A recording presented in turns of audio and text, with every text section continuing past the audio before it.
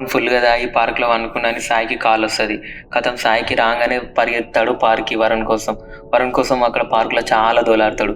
కానీ దొరకడు. తర్వాత లాస్ట్‌కి వరుణ్ దొరుకుతాడు సాయికి. సాయి వరుణ్ తనకెళ్తాడు, లేపుతాడు. తర్వాత చెప్తాడు, "ఏందిరా నీకోసం ఎంతో దోలాడాలిరా నేను. నువ్వు ఇక్కడే ఉన్నావా? ఎందుకింత తాగినావు" అని సాయి అడుగుతాడు వరుణ్‌ని.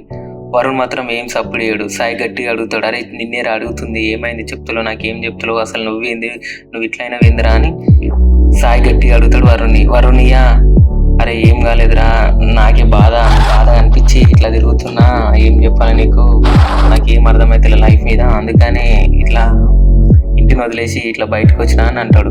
సాయి మాత్రం, ఏం మాట్లాడుతున్నావురా, అసలు నీకు బుర్రుందా, అదేంద్రా ఇంత పెద్ద అయినవు, అట్లే వస్తావా చిన్న పొరలు లెక్క ఇల్లుని వదిలేసి అని సాయి తిడతాడు. "కథం పా, వెళ్ళిపోతాం దా, నువ్వు ఇంటికి పోదాం పా, ఇంటికి పా, నువ్వు ఎందుకు తిన్నవో లేవో" అని సాయి తీసుకుపోతుంటే వరుణ్ అస్సలు విన్నాడు సాయి మాటలు. తర్వాత వరుణ్ అంటాడు సాయిని, "అరే చాలరా మామ, నా కోసం ఇంత చేసినందుకు చాలా థ్యాంక్స్. మన ఫ్రెండ్షిప్కి నువ్వు ఇంత వాల్యూ ఇచ్చినందుకు, నా కోసం రియల్లీ నీకు నేను రెస్పెక్ట్ ఇస్తా. ఇక చాలరా, నన్ను వదిలేసి నా దారి నేను పోతా, ప్లీజ్ మామ ఏమనుకోకు, నువ్వు వెళ్ళిపోరా ఇక్కడి నుంచి" అని సాయిని అంటాడు. కానీ వరుణ్ మాత్రం అసలు సాయి మాటలు విన్నాడు. సాయి ఎంత చెప్పినా.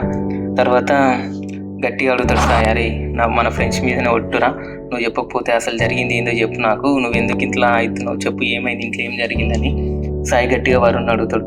అప్పుడు మెల్లగా వరుణ్ ఆలోచించు చెప్తాడు సాయికి, "ఏం మామ, మా నాన్న మస్తుగా తిట్టి నన్ను, అసలు నేను జాబ్ చేస్తలేను, ఏం చేస్తలేనని, క్రికెటర్ అంటావు, అసలు నువ్వు క్రికెటర్ అవుతావా, అసలు నువ్వు ఉండి వేస్ట్, బాగా తిడతాడు నన్ను, అందుకని నాకు బాధతోటి ఇక ఏం అర్థం కాక నేను వచ్చేసిన మా నాన్న మాటలు అట్లా అనగానే" అని సాయికి చెప్తాడు. అప్పుడే సాయికి అర్థమైపోతుంది, ఓహో విన్ని వాళ్ళ డాడీ బాగా తిట్టిండా, అందుకని వీడు ఇట్లా అయిపోయిందా అని అప్పుడు సాయికి అర్థమైపోతుంది.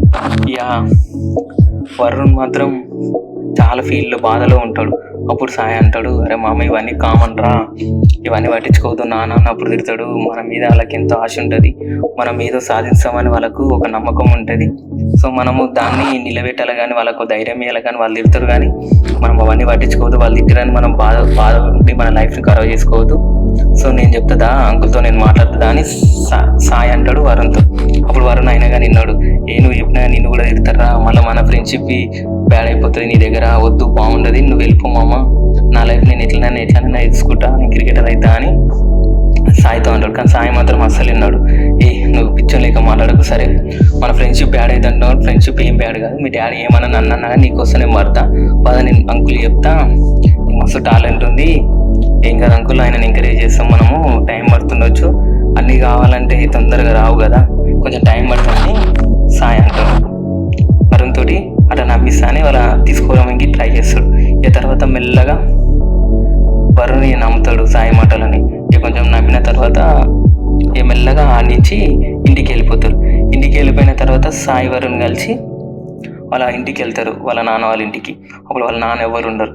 ఇక సాయి, "నువ్వేం తిన్నావో లేదో, పాల ఇంట్లో ఏమైనా ఉండొచ్చు, తింటావా" అని ఇద్దరు కలిసి తింటారు. ఇక